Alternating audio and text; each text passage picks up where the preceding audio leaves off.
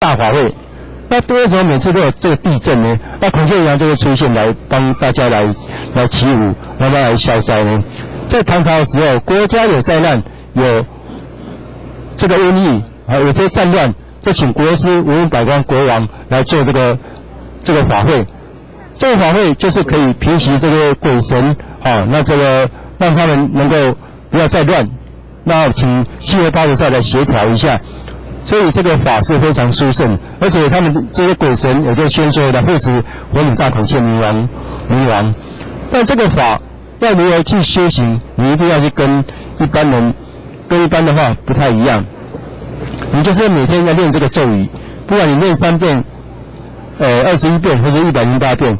这次的联合祈安法会更引请各大宗教、社团、政治和企业界代表共同参与，联合佛、道、密更请来多位出家僧众，举办护国息灾安灵超度，连续7天持大佛母孔雀明王经，当天现场法音缭绕，借此广超众生苦，息灾除难。